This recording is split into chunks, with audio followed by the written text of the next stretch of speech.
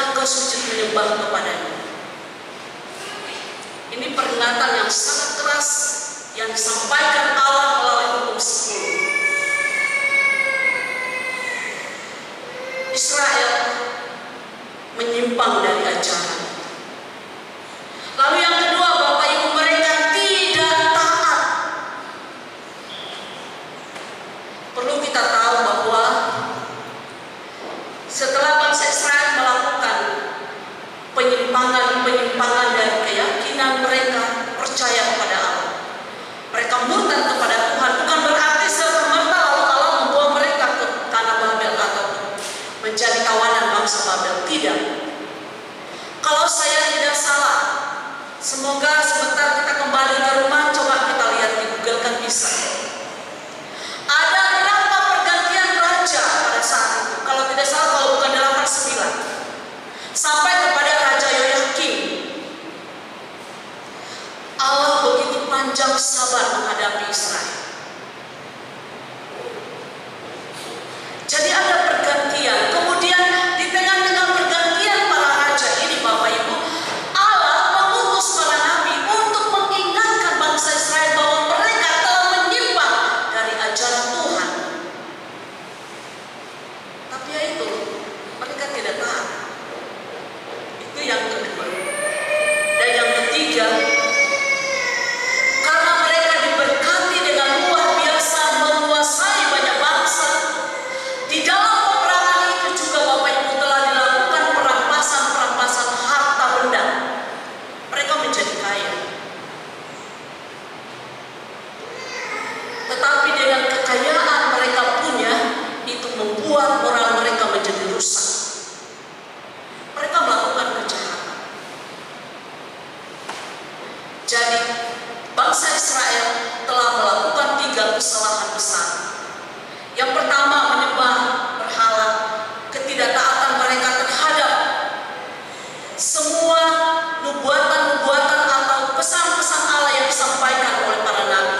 Dan yang ketiga adalah kerusakan moral. Ada korupsi yang mereka lakukan, kekerasan, bahkan penyimpangan moral. Tidak perlu saya jelaskan di sini, kita mengerti dan memahami semua. Dan ini Bapak Ibu merajalela di kehidupan bangsa Israel. Dan karena itu, melalui Raja Nebukadnezar yang kedua, Israel di bawah kepemimpinan Raja Yoyakim dihancurkan dan dibuang ke Babel. Mereka menderita di sana berapa tahun? 150 tahun. Dan ini menjadi periode yang sangat sulit bagi bangsa Israel. Sulit sekali. Saya tidak tahu apakah kita ini masih ada yang dulu hidup di zaman ketika bangsa kita dijajah oleh bangsa Belanda. Kita tidak mengalami itu lagi. Kita bersyukur kita sudah hidup di zaman merdeka. Kalau kita merasakan hidup di bawah tekanan bangsa yang mengalahkan Israel, hidup di bawah tekanan bangsa Babel, Bapak Ibu, mereka pasti akan mengalami yang namanya kelelahan berkepanjangan. Bukan cuma itu, mereka tidak hanya lelah secara fisik karena memang harus bekerja secara paksa, tapi juga kelelahan secara rohani. Karena itu, Bapak Ibu yang dikasihi oleh Tuhan Yesus, mari kita lihat pada ayatnya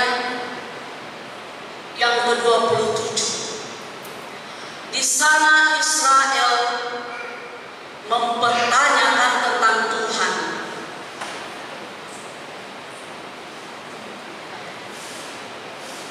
Mengapa engkau berkata demikian, hai Yakub, dan berkata begini, hai Israel, hidupmu tersembunyi dari Tuhan dan hakku tidak diperhatikan Allahku. Ya, karena tekanan-tekanan tadi itu yang mereka alami selama mereka ada di Babel, sehingga mereka mempertanyakan, oh iya, Tuhan itu seolah tidak lagi melihat penderitaan kami. Tuhan tidak lagi peduli dengan apa yang kami alami. Kami sudah menderita 150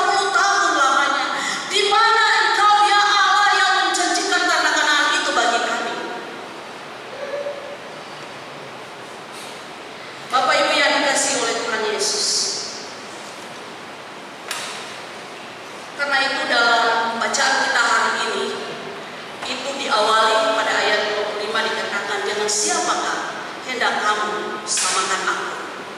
Seakan-akan aku seperti dia, firman yang Maha Kuasa. Kita harus tahu begini, bangsa yang menguasai Israel kan dikuasai oleh bangsa Babel. Dan bangsa Babel ini mereka menyembah dewa-dewa. Nah karena itu secara otomatis bangsa Israel kalah di bawah kepemimpinan Raja Nebukadnezar. Itu artinya semua adat istiadat kepercayaan Babel Israel harus ikut. Mereka harus ikut, tidak bisa tidak.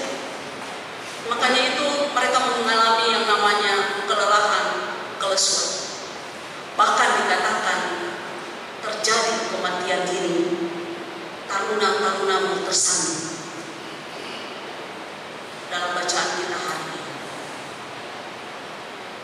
Tuhan datang melalui Nabi Yesaya seolah mau mengatakan, ini saya tidak bisa kamu samakan dengan dewa-dewa orang Babel ini.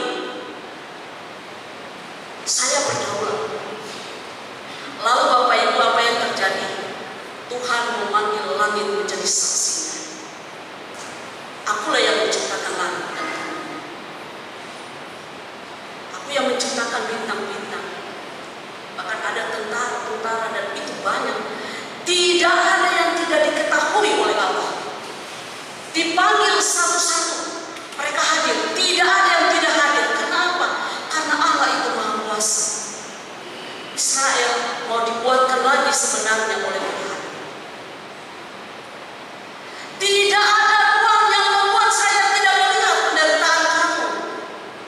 Saya tahu. Tapi saya mengizinkan hai kamu Israel untuk menghadapi atau mengalami penderitaan ini karena aku inginkan kamu bertobat dan berbalik kepada aku. Itu kata Tuhan. Sidang jemaat yang dikasihi oleh Tuhan Yesus.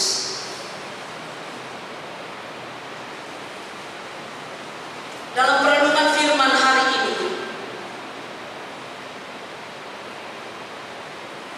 menanti-nantikan Tuhan adalah kunci untuk mendapatkan kekuatan baru dan mengatasi kelemahan. Disinilah Nabi Yesaya mengambil perumpamaan tentang seekor burung rajawali. Kenapa bukan burung gereja? Kan itu ada di gereja. Atau kenapa bukan burung beo? Kan dia bisa mengikuti suara orang. Tapi burung rajawali. Adakah di antara kita yang tahu tentang burung rajawali ini? Burung rajawali, Bapak Ibu yang dikasih Tuhan. Saya coba baca, bahkan boleh dilihat di WhatsApp ya. Ada 3 jenis burung rajawali. Dan rata-rata usia mereka itu 40 sampai 50 tahun. Tapi ada yang mengatakan usianya lebih lama dari usia manusia, 120 tahun. Tapi bukan itu persoalannya. Di sini yang harus kita lihat adalah bagaimana di sini Nabi Yesaya mengambil burung rajawali ini untuk mengingatkan sekaligus menguatkan bangsa Israel, bahkan kita semua dalam persekutuan ibadah ini. Usia 40 tahun burung rajawali, dia mengalami perubahan fisik. Perubahan apa itu Bapak Ibu? Paruhnya itu mulai bengkok dan makin memanjang ke arah leher.